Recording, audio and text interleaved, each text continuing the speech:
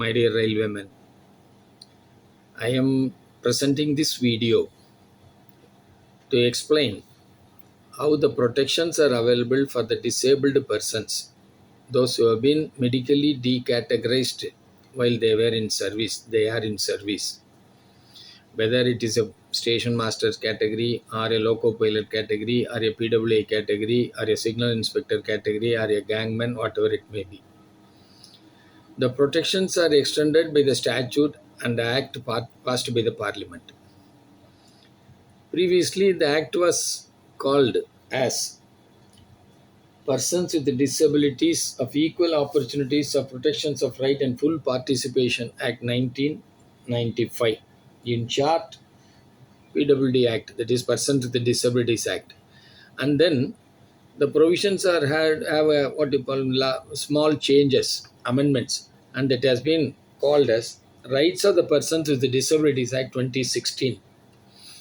Why I am trying to focus this issue before you is there are many categories they are being subjected to periodical medical examination every 4 years up to the age of 45, and after that 45 to 55 age the 2 years once, and then after 55 every year.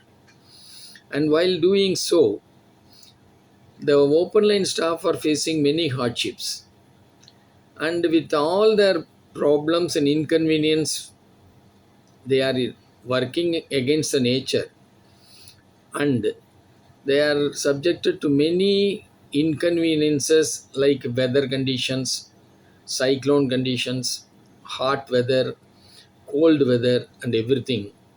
And while they are going for medical examination, the doctors are finding it difficult to give them certificate and declare them unfit for the suit post which they were holding before the medical decategorization.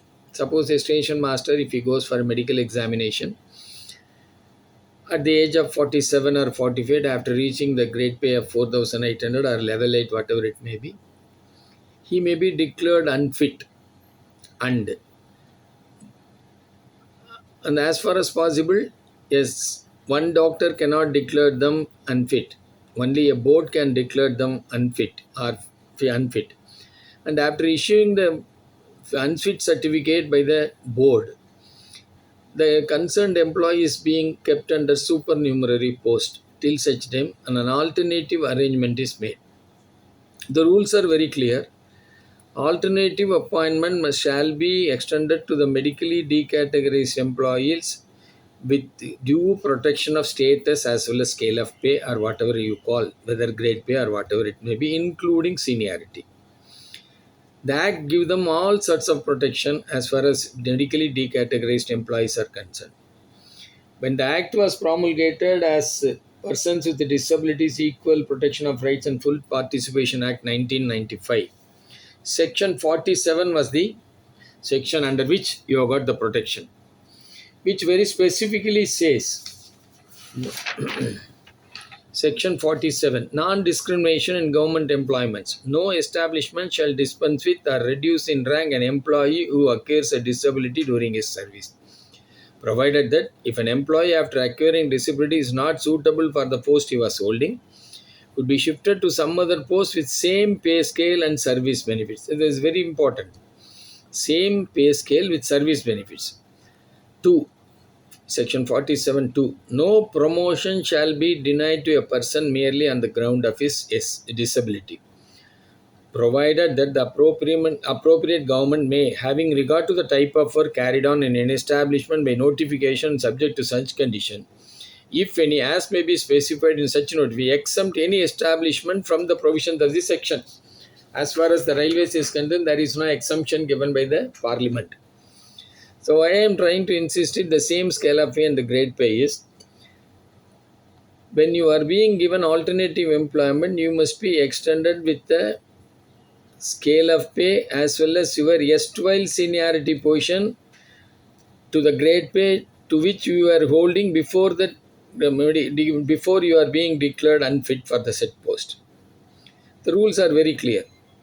Suppose if you feel that my employee is kept under supernumerary post, his lien is being maintained in the parent category, And suppose one of his junior is promoted to the 5-4 grade pay, and the department is not promoting you for the purpose of denying you the promotion, stating that you are medically decategorized. That is quite wrong, because the section 2 of section 47 very specifically says nobody can be reduced in rank and promotion cannot be denied at any point of time.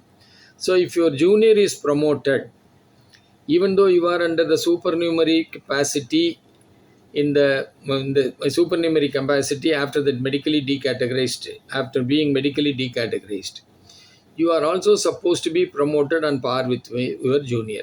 That is the rule provision, that is very clear. What the railway administration is following is, and all the medically decategorized employees are being taken out of the seniority list when they are kept under the supernumerary, which is quite wrong, because their lien cannot be suspended from the present post till such a time an alternative employment is offered to them, accepted by them, and a lien is acquired by them after joining that post. So the lien plays a very important role here. So there cannot be any discrimination in regard to promoting a disabled person or a decategorized employee when his junior is promoted. So let us come to the posting in regard to alternative posting. So discrimination is explained in section 2 of the Rights of the Persons with Disabilities Act 2016. Discrimination in relation to disability means any distinction, exclusion, restriction on the basis of disability. You just concentrate on this definition, which has been given in Rights of the Persons with Disabilities Act 2016. Discrimination in relation to disability means any distinction, exclusion, restriction on the basis of disability, which is the purpose or effect of impairing or nullifying the recognition, enjoyment, or exercise on an equal basis with others of all human rights and fundamental freedoms in the political, economical, social, cultural, civil, or any other field, and includes all forms of discrimination and denial of reasonable accommodation. So the section very clearly says you cannot be excluded, you cannot be restricted on the basis of the disability. What then that be the case? When you are in a supernumerary post, the railways cannot deny you the promotion when your juniors are promoted to the higher grade pay or higher scale of pay or higher level.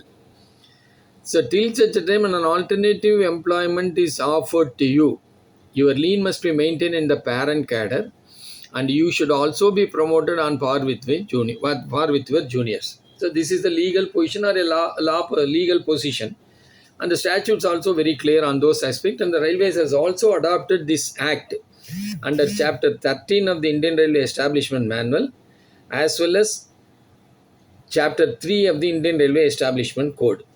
For the purpose of academic interest, let me read that portion of Indian Railway Establishment Code, which very specifically says,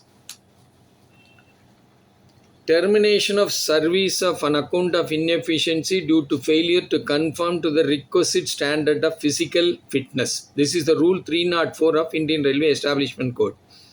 A railway servant who fails in a vision test or otherwise by virtue of disability acquired during service and becomes physically incapable of performing the duties of the post which he occupies should not be dispensed with or reduced in rank, but should be shifted to some other post with the same pay scale and service benefits. The same provision which has been enacted by the Parliament, in replica they have adopted, railways have adopted under Rule 304 of Indian Railway Establishment Code. So which says should be shifted to some other post with the same pay scale and service benefits.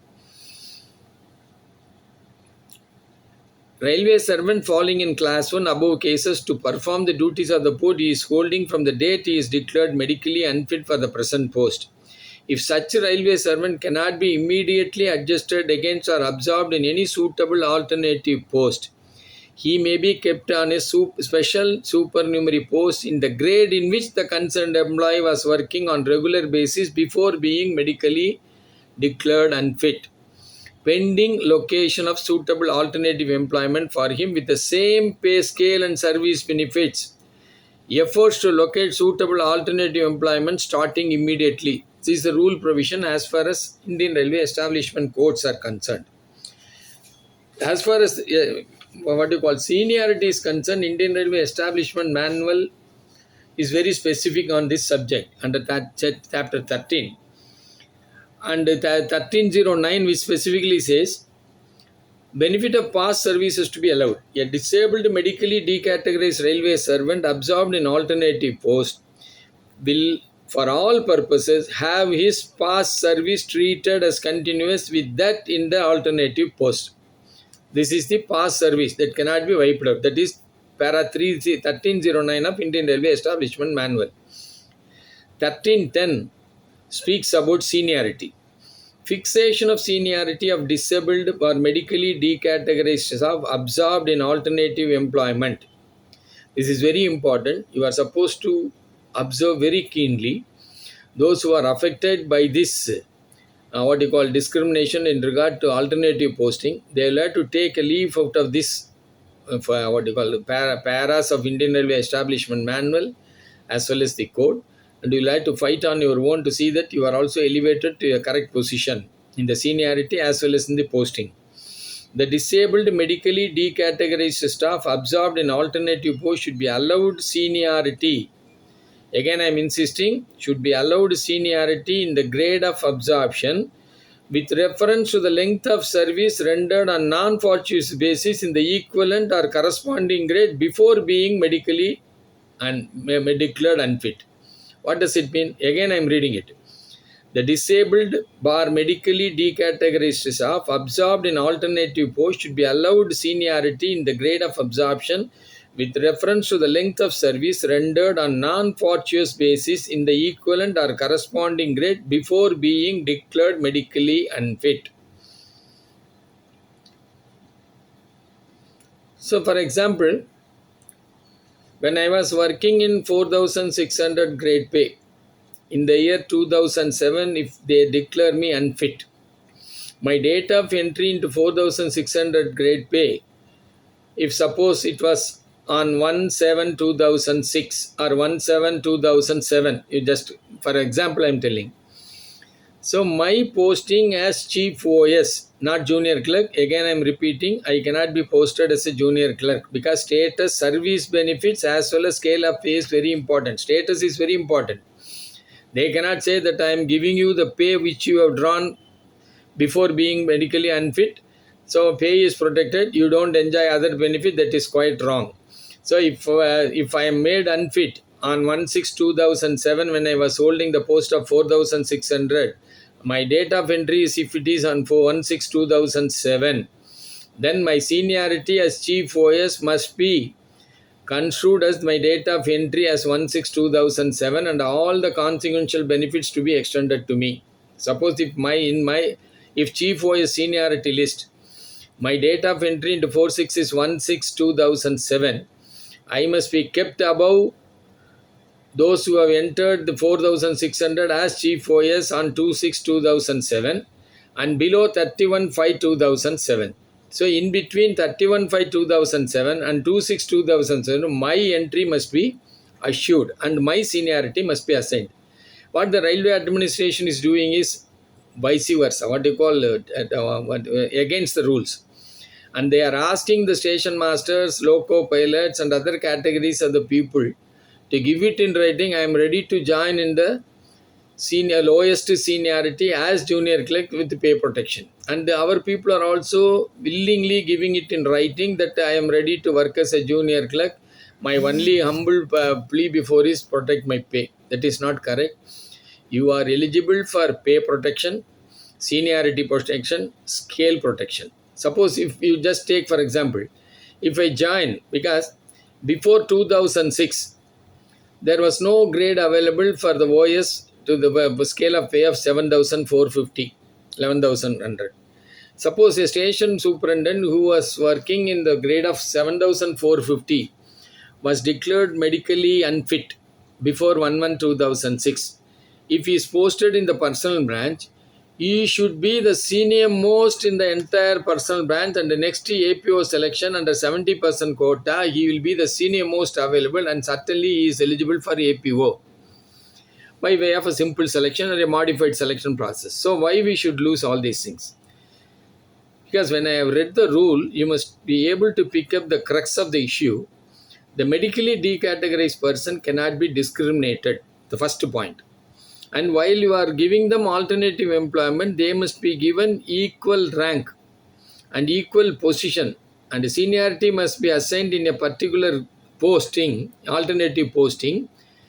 When you have entered the grade of pay or the scale of pay or a grade pay or a level, whatever it may be, before being medically declared unfit. So when you have entered a particular what you call grade pay or a scale of pay or a level, substantively that must be reckoned as your date of entry into the new posting also. So you will go up like anything.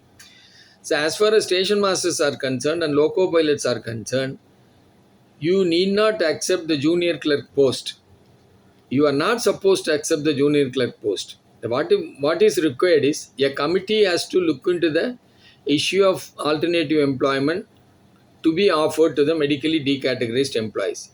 When they are dealing with when the screening committee was dealing with the issues of posting of medically decategorized employees, they are supposed to explain the provisions of the act, as well as the provisions which has been enshrined in Indian Railway Establishment Manual as well as the Indian Railway Establishment Code.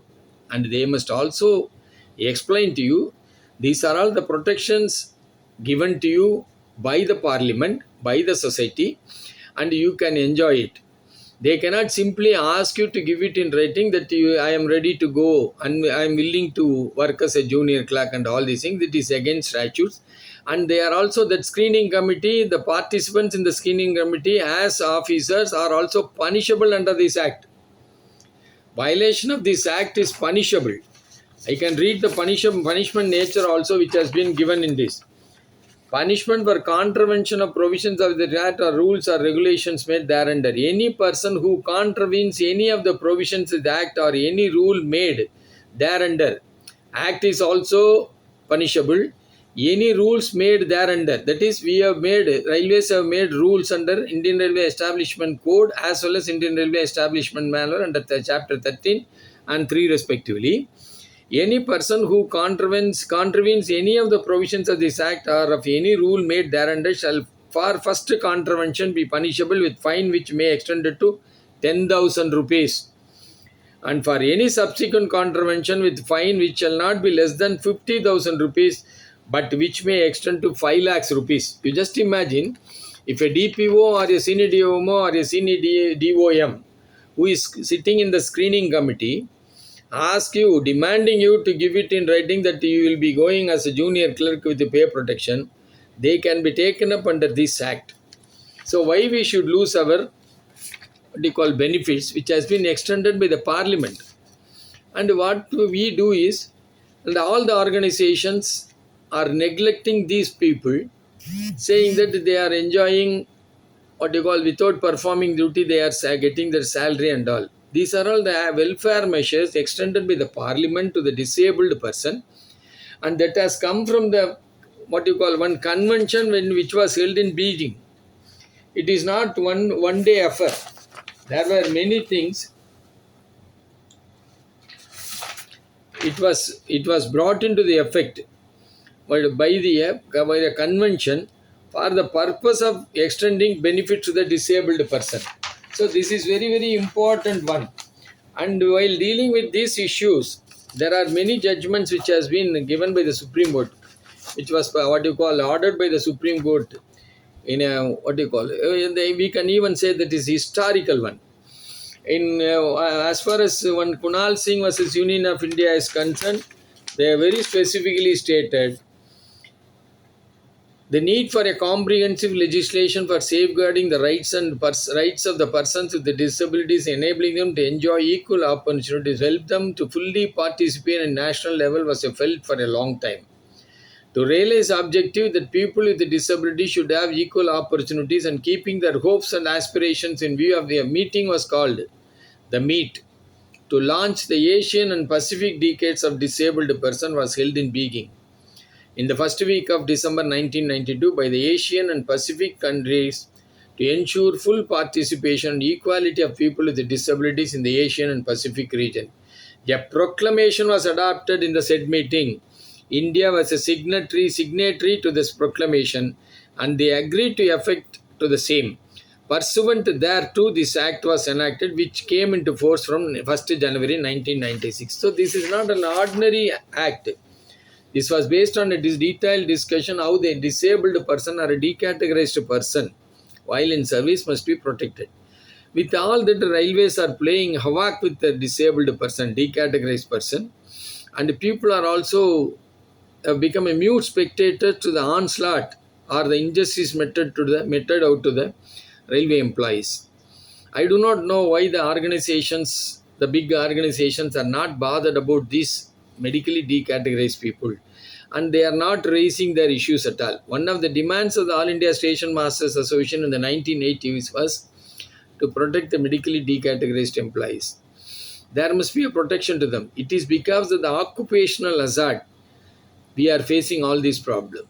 Against nature we are working, whether it is rain or shine or any calamity, any natural disasters like Bhopal and whatever it may be, whatever you call, we are working round the clock to keep the nation's wheel moving.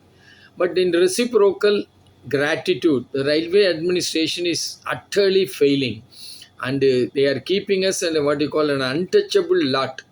And we are also being what you call seeing all these things as mute spectators and without any murmur we are we are not able to fight those people also when the act gives us all sorts of protection and there are people available to protect you. Why don't you agitate? That is my question before you. Throughout India many railwaymen are suffering at the hands of this bureaucracy by losing their position, status, seniority, scale of pay, transfer, everything. And one more aspect is as far as this medically decategorized person goes, there are many what do you call wrong opinions or misapprehensions that if you want to go as a what you call OS, you must have some qualification. That is also being relaxed through master circular. You need not be subjected to examination. You need not have the what you call a minimum qualification which is required for the purpose of posting. You can be posted even if you does not even if you don't have such qualification. With all facilities, we are not able to achieve the target. We are not able to achieve or what you call implement the act in a proper manner. As an employee, as a medically decategorized employee, we are supposed to agitate. This discrimination is punishable. If we join together and agitate against this bureaucracy who is playing havoc with the medically decategorized people, we can certainly win. Any clarification you can contact me. I can provide you all the judgments as well as the rule provisions which has been enshrined in the Indian Railway Establishment Code as well as Indian Railway Establishment Manual. And we are ready to fight. As an organization called All India Retired Station Masters Association, we are also taking up this issue even for the retired persons, those who have not been given at that point of time when he was medically when an employee was medically decategorized. So kindly agitate, read the rules, agitate, and what you call claim your rights without any problem, without any what you call suspicion. It's a right is guaranteed to you by the act of the parliament and adopted by the railways and enshrined in the Indian Railway Establishment Code and Manual. So with this, I conclude. I hope I have thrown some light in regard to the provisions of the Disabilities Act to the which are beneficial to the medically decategorized employees. For any clarification, you can contact me as I already stated. Thank you very much. With this, I conclude.